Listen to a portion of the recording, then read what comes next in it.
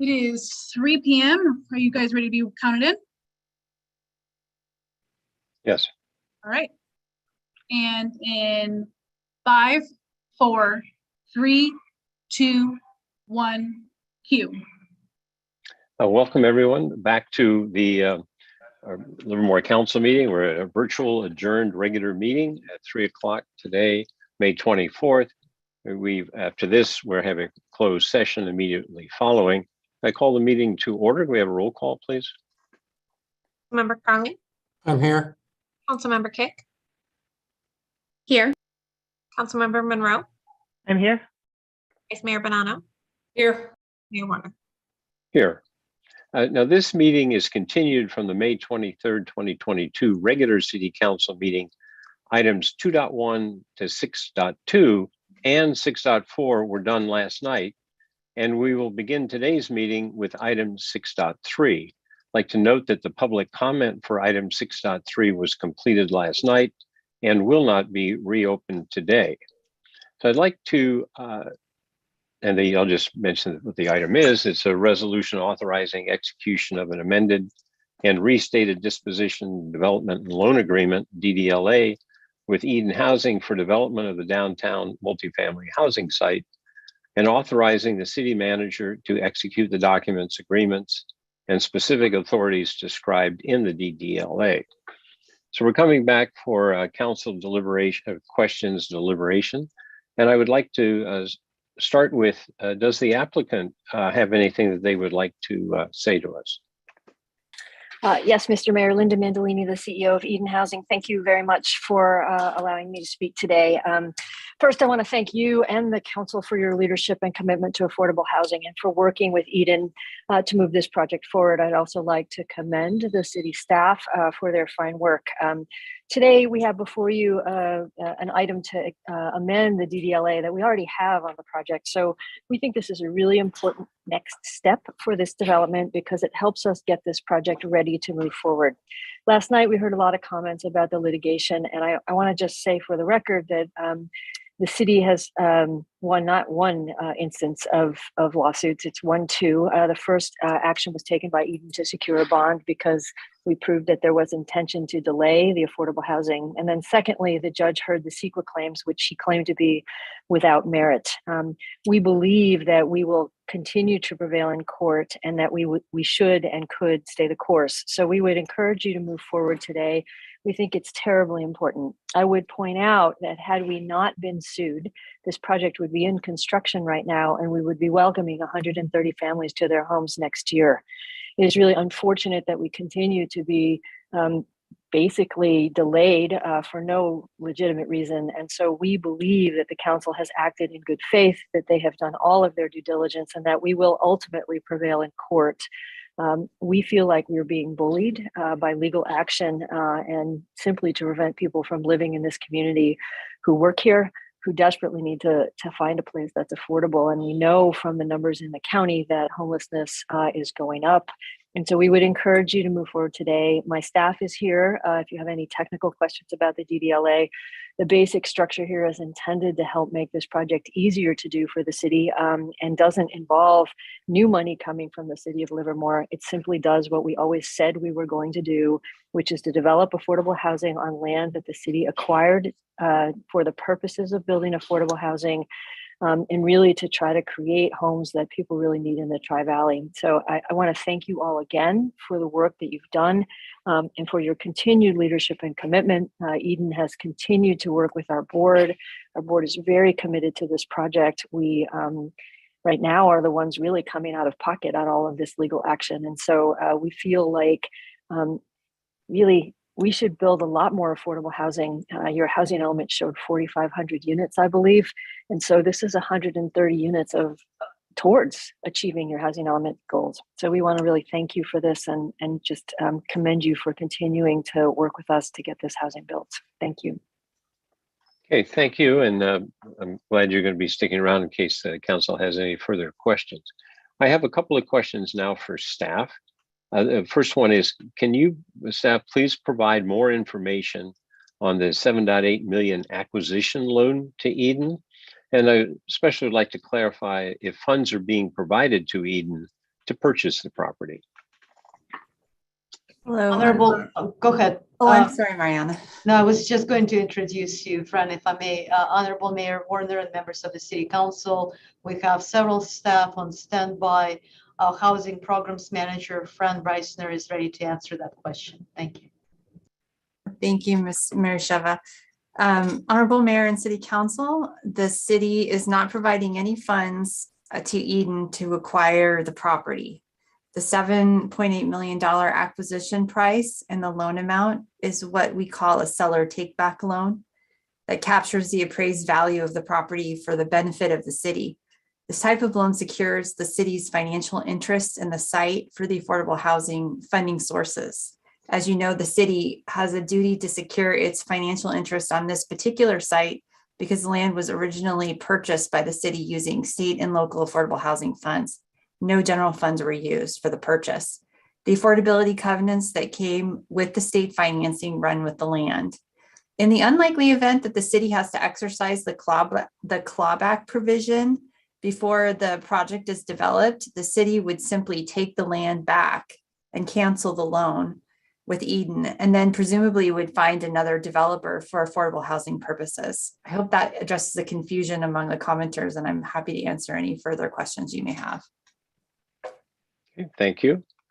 The second question is, can you explain why Eden Housing is responsible for constructing Veterans Park and why the city has given Eden up to $5 million to build the park? Ms. Mayor, Veterans Park, while it's integrated with the downtown apartments, as you know, is a separate community amenity that will be open to the public and is being designed by the city. As a result, the park is the financial responsibility of the city. Ordinarily, the city would be responsible for all aspects of constructing the park. However, in this instance, there are opportunities for the city to benefit from labor cost reductions and phasing efficiencies by Eden using its own staff and union contractors to coordinate the construction of the park. The $5 million not to exceed contract limit is an estimate based on engineering's most recent park construction contracts, and it includes some room for continued cost inflation that we've seen. Eden also sought out and secured a $1 million federal funding award from Congressmember Swalwell's office that they'll be contributing towards the park's construction. And this funding is tied to their involvement in the park, in the project, and will directly reduce the city's cost for the park. Okay, thank you. And the final question is, could you please provide the status on litigation related to this project? Certainly, Mr. Mayor. This is your city attorney, Jason Alcala. I will field this question. To begin with, Save Livermore Downtown's lawsuit challenged the city's approval of the Eden Housing Project. The petition alleged that the city violated CEQA as well as its own land use regulations when it approved the project. Earlier this year, the trial court ruled in the city's favor, finding the city did comply with CEQA and that its approval of the project was consistent with the city's and the state's housing regulations for affordable housing projects. It's interesting to note that when ruling in the city's favor, the judge also remarked that Save Livermore Downtown's CEQA case was almost utterly without merit and that it was not a close case. So Save Livermore Downtown has now appealed the trial court's judgment to the Court of Appeals. It also bears mentioning that the trial court also ordered Save Livermore Downtown to post a bond after the trial court determined that its lawsuit was brought for the purposes of delaying affordable housing. Interestingly, immediately afterward, Save Livermore Downtown appealed that ruling to the Court of Appeals, which the Court of Appeals summarily denied. Save Livermore Downtown's appeal of the judgment is entitled to priority review by the Court of Appeals now, but we do hope to accelerate that. Otherwise, it can take upwards of a year or longer to achieve a final resolution. That said, the city's legal team is confident that the Court of Appeals will confirm the trial court's judgment and reject Save Livermore Downtown's appeal. Thank you. Okay, thank you. Those were the questions that we had based on some of the comments last night, ideas to clarify the situation. Does the council, now I'll bring it back to the council for questions and deliberation. So let's see let me get to my participants list and then I can recognize you in the right order. Vice Mayor Bonanno. Yeah, I'll get started. Thank you, Mayor. So first, I would like to just go ahead and thank everybody who participated from the community in this meeting last night. Also to thank our staff who worked incredibly hard to bring this item to us, and to Eden Housing for their comments here today, and also for their continued commitment to this project. So I'm going to vote to approve amending the DDLA because it will facilitate execution of this project, which I support and which I have supported since it was first approved by the council in 2018. My reasons are the following. This is a really good project. It addresses a very critical housing need that we've heard about often. And it's a very much less intense than allowed by law, and the new state housing legislation, which allows for higher density, taller buildings, and less parking, is being upheld in cases across our state. And you have to look no farther than what's happening in Dublin and another recent case in Southern California, which upheld SB 10. The lawsuit brought by SLD was strongly dismissed by the court, as our city attorney, Mr. Alcala, just related. The court upheld the city and confirmed that the CEQA process was done properly.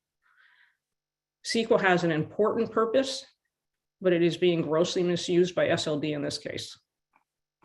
The city complied with all of the state water board's requirements for testing and approved the city's plan to address the contamination at the site, and I have every confidence that they will lose on appeal. My job as a council member is to follow the law, to keep our commitments, to listen, and to ultimately make decisions that serve the entire community, not just a small, well-funded vocal group who insist that they know what's best for everyone, who think they should decide who gets to live where, and will seemingly stop at nothing to try and get what they want. But I will continue to hope that they do stop. Remember, despite what you may hear or read to the contrary, the community supports the downtown plan, of which Eden Housing has always been a key element. In addition to the strong support we heard at this meeting last night, and 2 election cycles and an initiative validated the support. We all need to keep in mind that this is wasting your money, it's wasting my money, and it's wasting the money of anybody who lives or pays taxes in Livermore. We are losing valuable staff time to distractions and lawsuits that have been deemed utterly without merit. So what's been accomplished? They've delayed the project, and they've wasted taxpayer dollars, and they continue to do this while the city and the whole country was fighting a global pandemic. This has hurt the community, but it hasn't stopped this project, and tonight's action will keep this going, and I'm very much looking forward to casting my vote. And I will just leave it there. Thank you. Thank you. Councilmember Carley. Thank you. Again, I share Vice Mayor's points.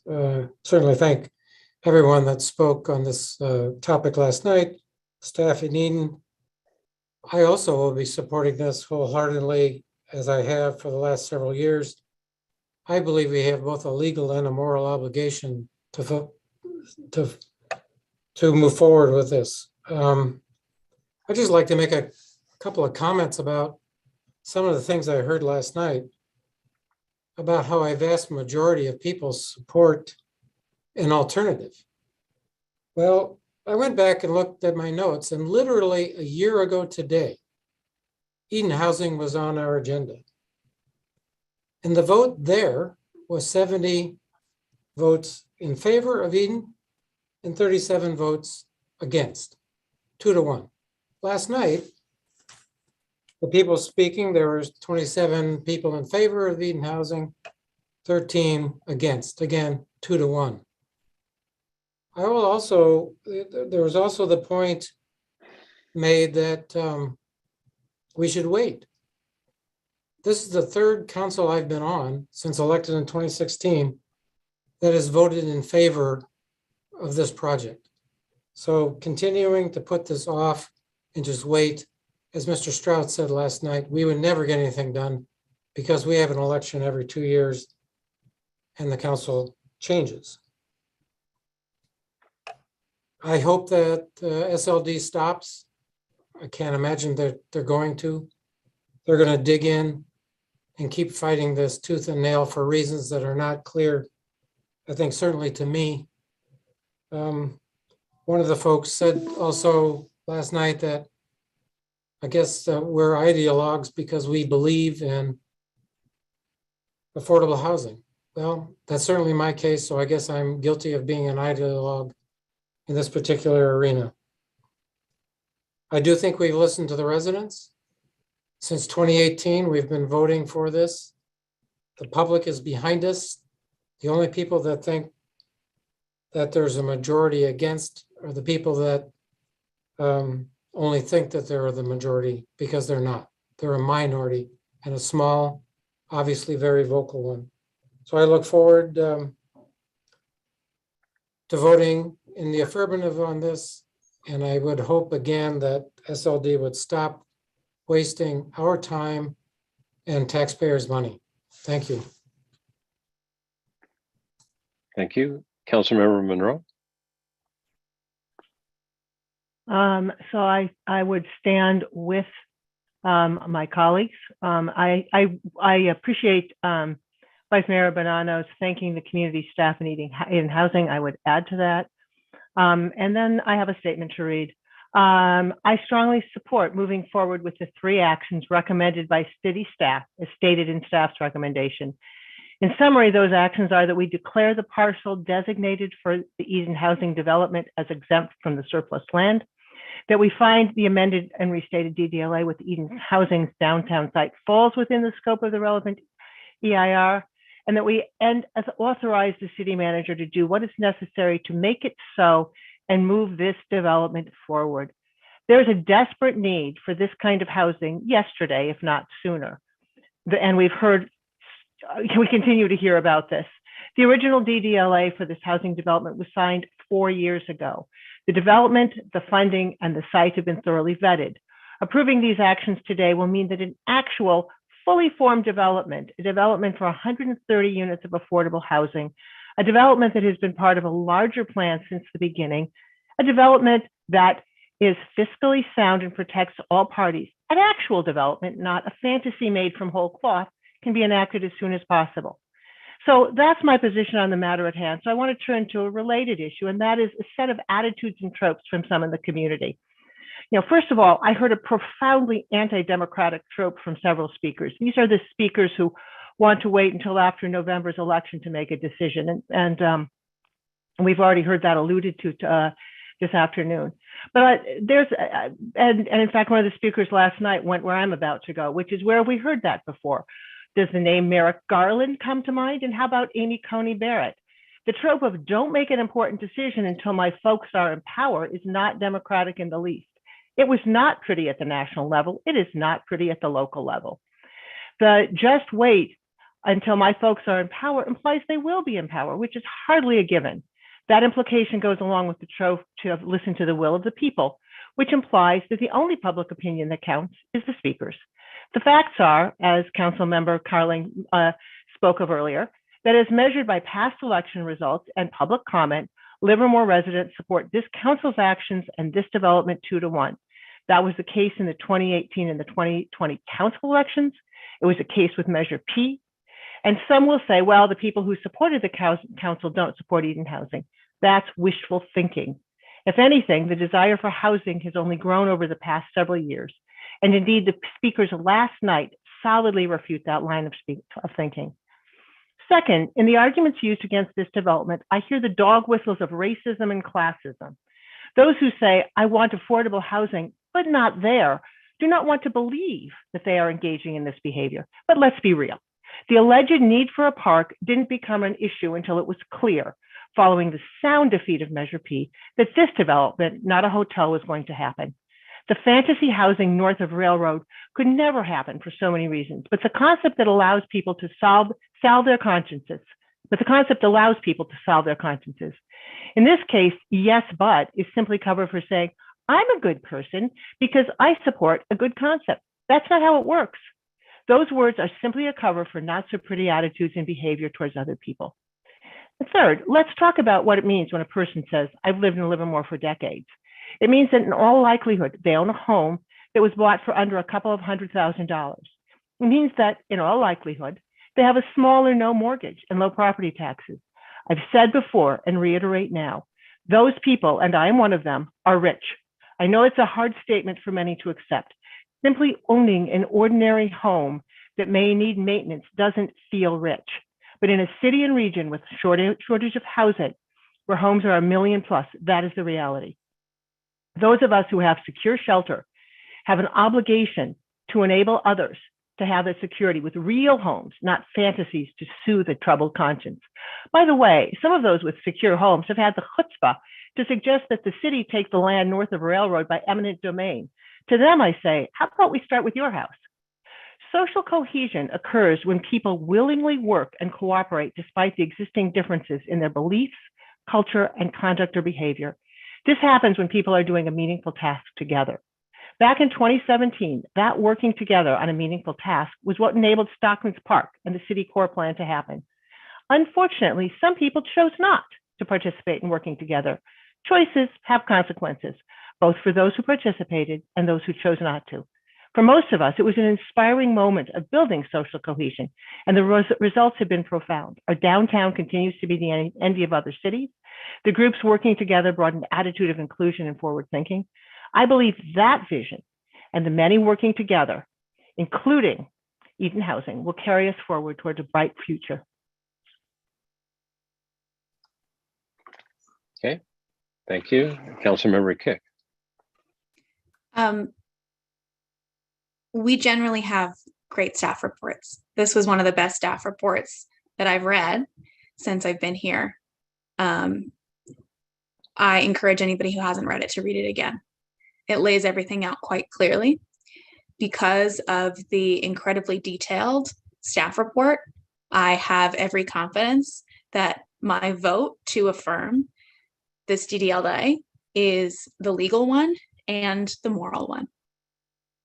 What I would like to say is that when I started on this journey to be on council, I lived in an apartment that I was renting because I can't afford to own a home here. And the first arguments against me as a human being in this town began by our city attorney having to prove that it's okay for a renter to be on council. Last night, we heard some similar comments that renters won't necessarily be welcome in our downtown. I have since moved. I have incredible privilege to be able to move because I didn't need COVID-19 funds to survive. I was able to save them to afford the $15,000 cost of new first and last and moving expenses. When I did move, I learned how short the housing stock really is despite your budget. I had 2 places to choose from, and I had a week to decide. Otherwise, I would give up my council seat or leave town. The home that I live on right now is a double lot. It is a double lot because in the 1970s, a group of not in my backyard members decided to buy all of the back lots and prevent development. The irony is not lost on me that a hardcore YIMBY now lives on a large lot due to actions of NIMBYs. What I would like to say is yes, in my backyard, my landlord has every right to split that lot and create more housing if she would like. She could sell it to Eden and they could build more affordable housing back there. And I think that would be beautiful. I just would like to remind my literal neighbors who spoke last night that live to the right and across the street that it's people like me that you don't want in our community. And having you not realize that or have the understanding of how those words cut, it's disappointing. So I'm not mad. I'm just disappointed, which is a very motherly way to talk about my feelings on the issue. And with that, I suppose I would like to make a motion to approve the DDLA. Oh, there you go, Warner. If you could wait until I ask, that would be great. I will wait until you ask. I am so sorry. That's all right. It's, I can understand your passion. So thank you for the council and everyone. I want to start with really thanking the staff for this, because it's a very thorough presentation and staff report and a well-crafted deal with Eden Housing to move these affordable apartments forward. I know it took a lot of hard work and it's really much appreciated. So I encourage others like other council members to read that because it's very powerful. I'd also like to thank the community for engaging on the issues and for the thoughtful comments. And not only last night, but over the many years we've been working to revitalize the downtown and meet our longstanding affordable housing obligations. Now, with respect to the staff recommendations before us today, I'm satisfied that the proposed deal to sell the land to Eden is well considered and appropriately protects the city and community's interest while continuing to move the project forward expeditiously. With respect to the pending litigation, I have the following comments.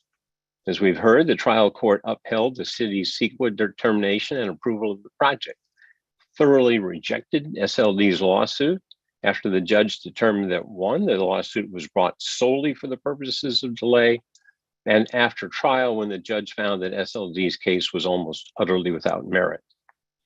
SLD was unable to identify any contamination on the site that was not covered by the CEQA review, and that the Water Quality Control Board determined that the city's plan to address the contamination was appropriate based on the test results the board requested for that purpose.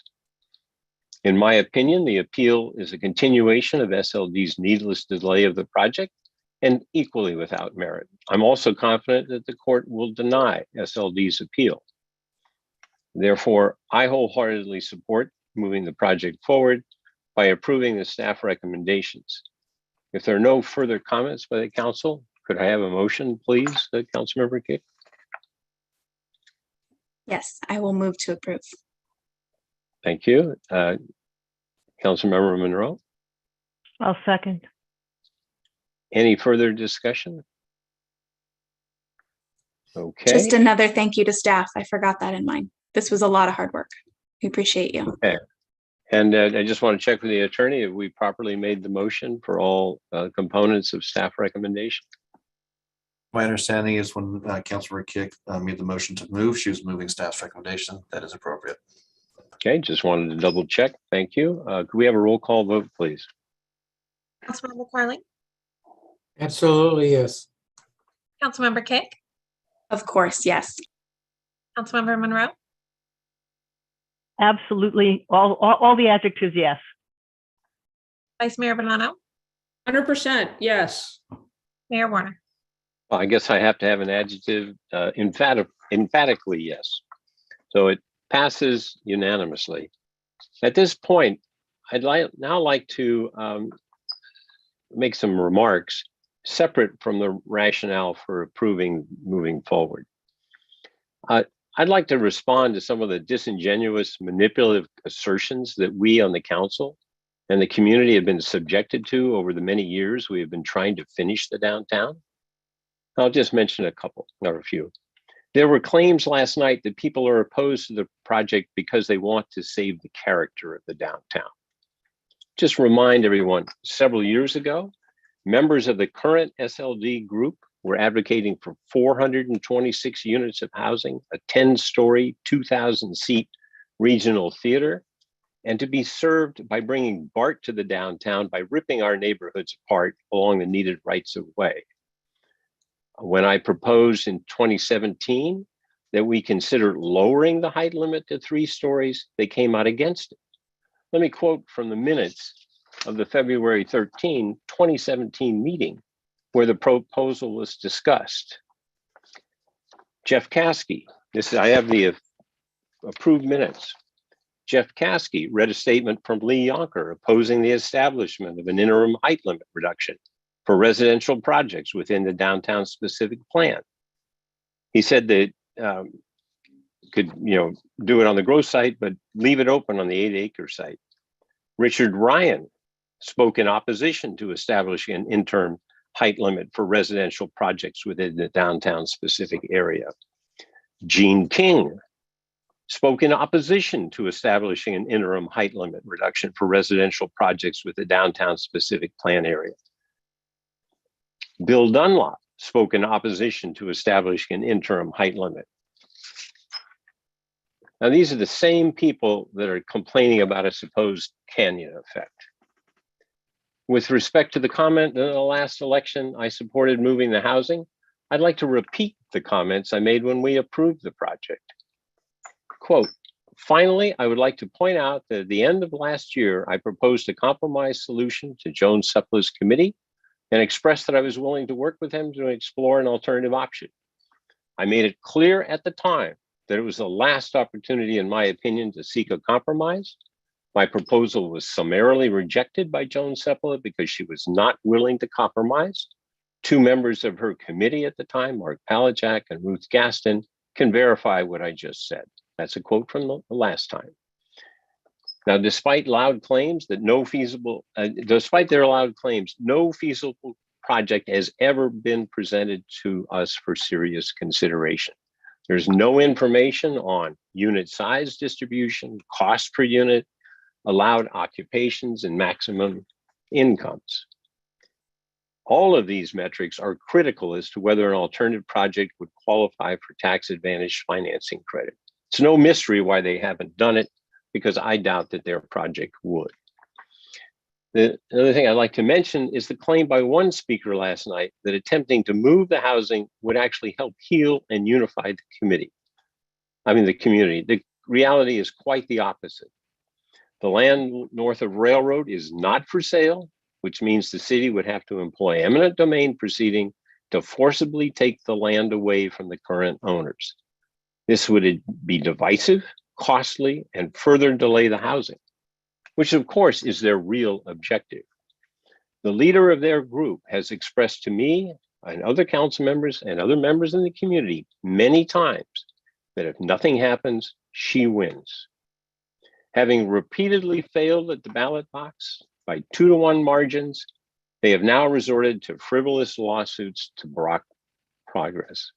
We heard another direct threat of even more litigation last night. They have dramatically failed in court so far, and I'm confident that they will continue to fail in court and elsewhere. So I just want to wrap it up with that. And we're now on to our, 6.4 was completed last night. So we're going to go to our closed session, I believe. Oh no, we go to closed session, then we'll come back for the council committee reports and matters initiated, and then we'll wrap it up. So if we could go to the into the closed session, we'll do that. So we'll leave this one. Mr. Mayor. Yes, please. Mr. Mayor, so we're going to jump over 7 to 8. We can do that. My request would be that you invite comment on the closed session items before we adjourn to closed session. Right. Okay. So let me reconsider. It's been a lot of long night. Why don't we just do 7, then we'll go to 8, if that's okay with everybody. So we'll do the committee reports and matters initiated. That's a better plan. So thank you. So we'll start with Councilmember Kick. We're doing 7, which is the matters initiated. Sorry, I'm a little distracted. I have nothing specific to report. My matters was going to be, I hope that we can consider going back to Zoom, but that's been taken care of. So I'll just move on. Okay, Councilmember Carling. Yes, thank you. I submitted the meetings that I attended since the last time we met.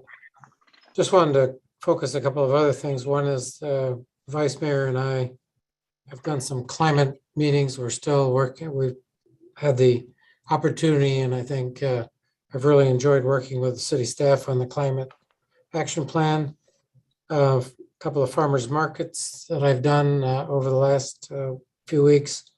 One meeting that I did, which was very interesting, was with Everyone Home, where I got to see the specific point in time counts for Livermore.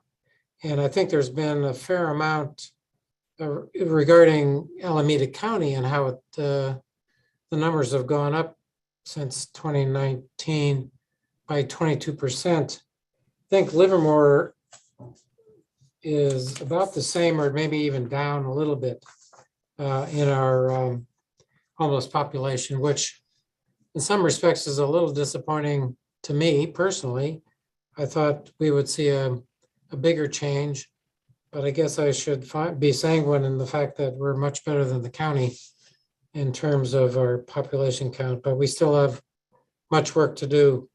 And it was interesting to get those numbers.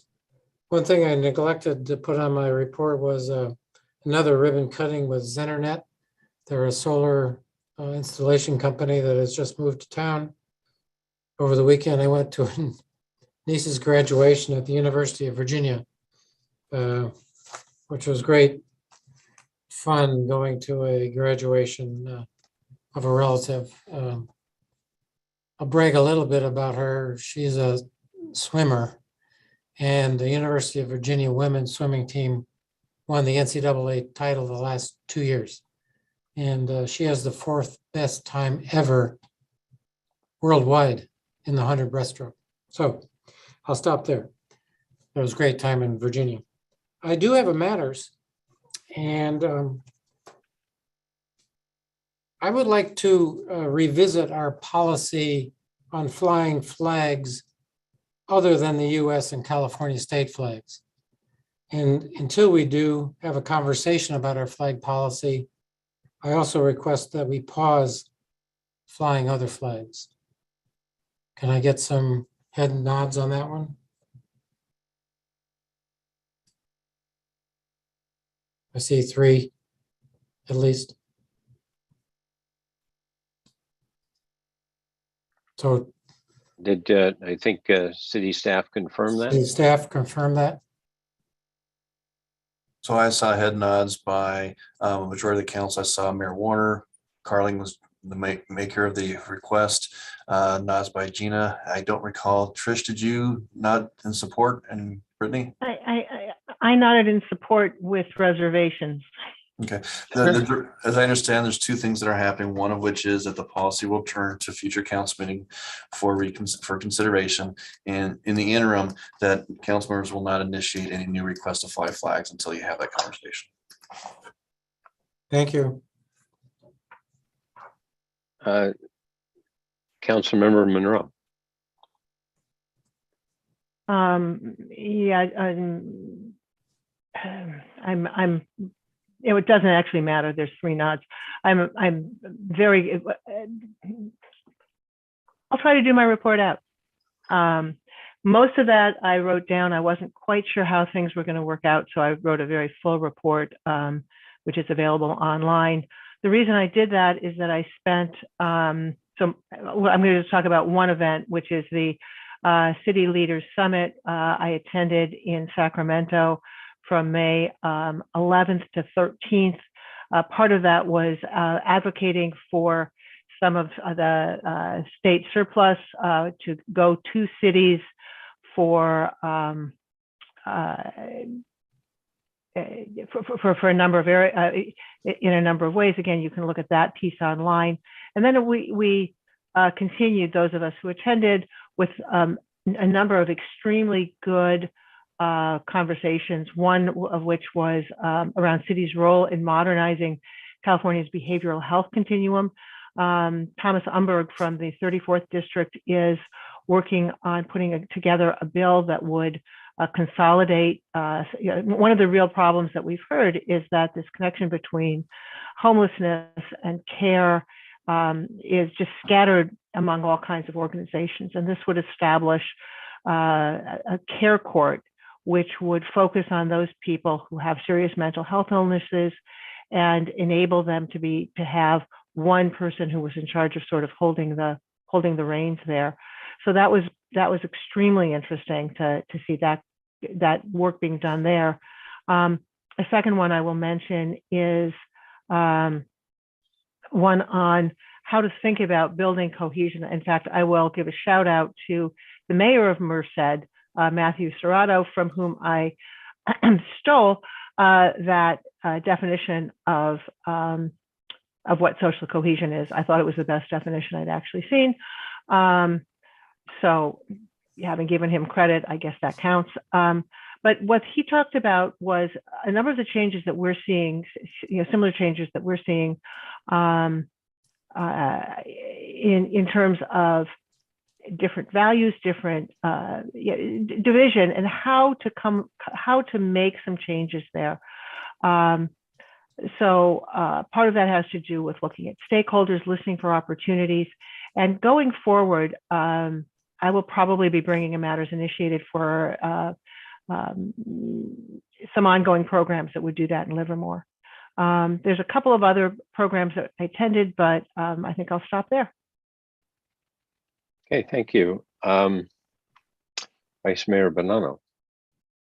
Yeah, I'll just mention a couple of things very quickly. About 2 weeks ago, I think it was, where we had the annual Employees Award, Service Award luncheon, which was great. And what struck me was the variety of people that only have several years of service and some that have 35, even 40 years of service. So we have a staff that's got fresh perspective and a vast amount of experience. And it was really cool to see everybody there. We also, Councilmember Carling and I and Councilmember Kick, we were at the Livermore Pleasanton Fire Department Academy graduation.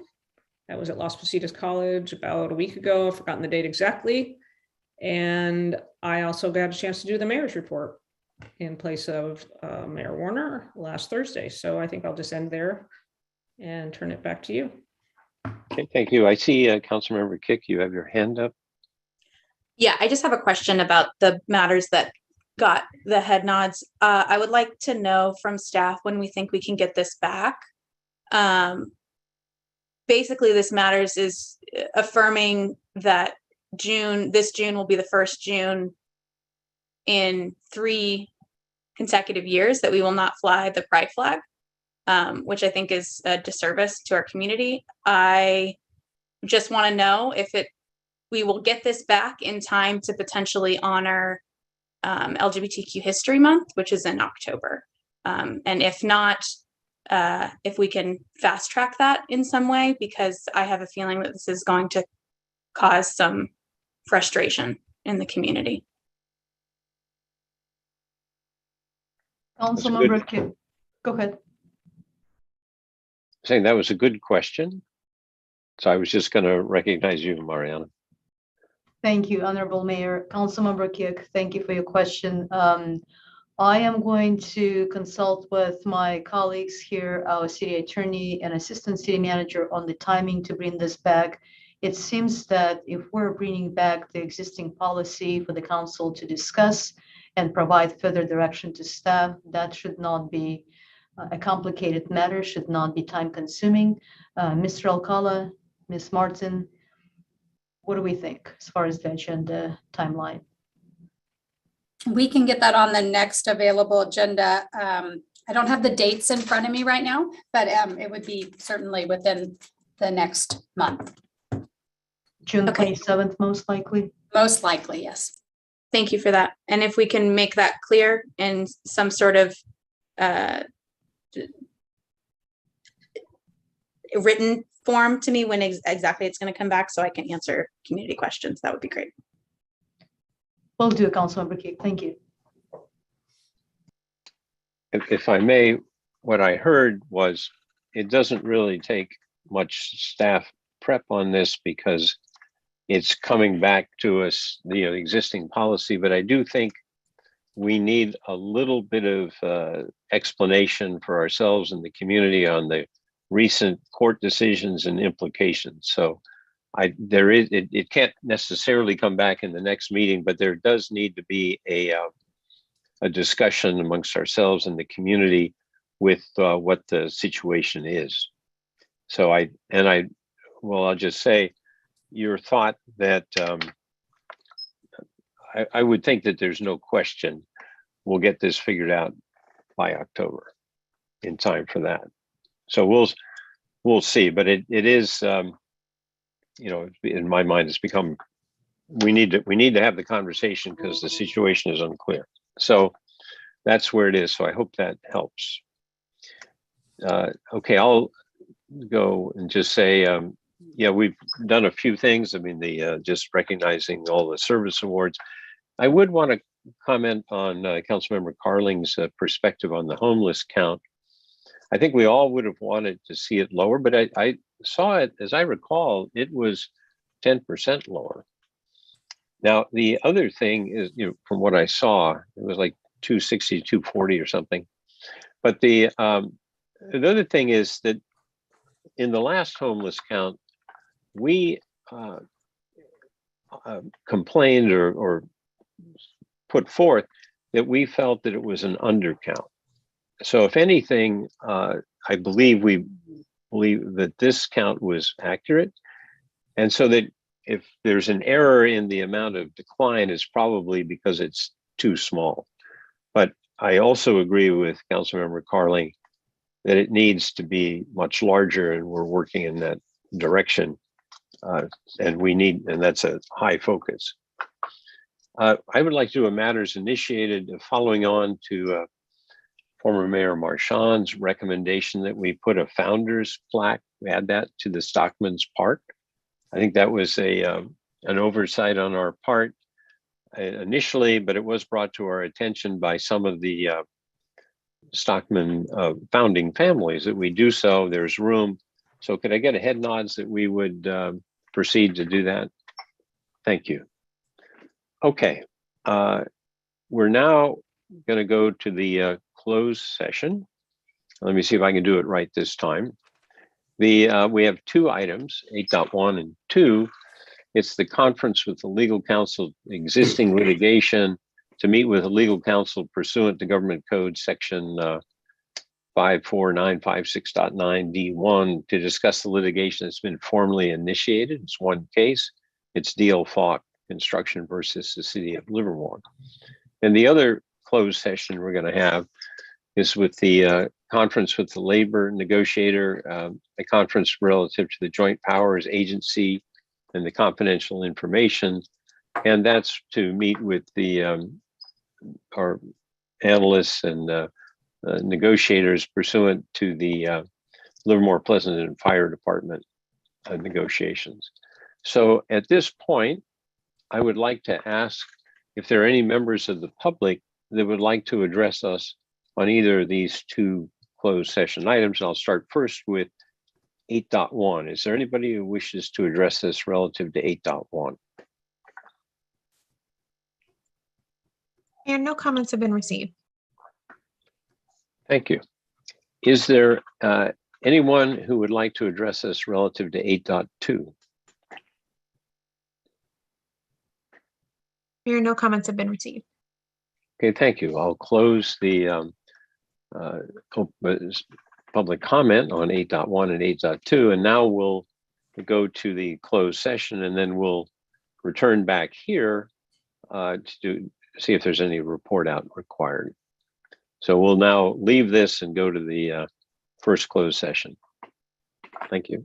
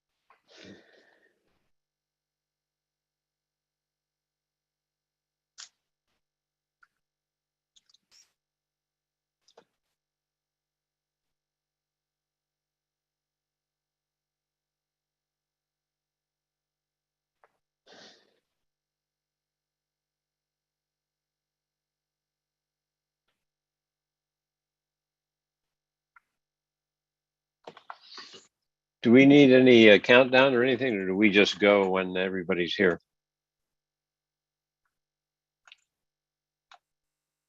Mayor, you can go ahead whenever you're ready. Okay. I see all of the council members are here. We don't have the city attorney yet, do we? No, we do not.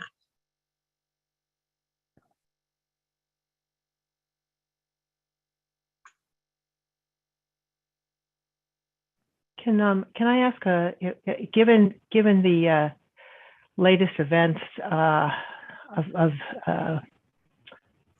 the day, it would be possible to mention or adjourn in memory of the children shot? Yeah, I'm not familiar with the events at all. So if you would like to say something, you can, but I don't know enough to say anything. Brittany, would you like to? I know you. Would you like to say something? I think it might be good for. Sure. Okay. My apologies, I was on the wrong side of the screen. I'm back in. Okay.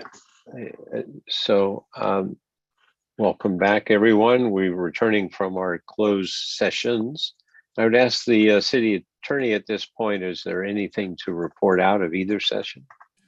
Mr. Mayor, this is your city attorney, Jason Alcala. The city council did not take any reportable actions in closed session. Thank you. Okay, thank you. And I'd like to recognize Council Member Kick, who would like to say something before we adjourn. I just wanted to have it on record that we recognize and honor the families of the children and who have lost their lives due to needless gun violence in Texas earlier today. I think we were all kind of heads down on this meeting, but this is important news. And I think it's appropriate if we could adjourn in honor of the families in Texas who are dealing with the aftermath of another attack with guns. So I'll let the mayor do the official adjourning, but I think that's who we are adjourning in honor of. Yes, I would like to now adjourn and with respect, our thoughts to those families, honor them appropriately, and hope for the best. We're going to adjourn to a regular city council meeting on June 13th at 7 p.m. held virtually using Zoom. Thank you.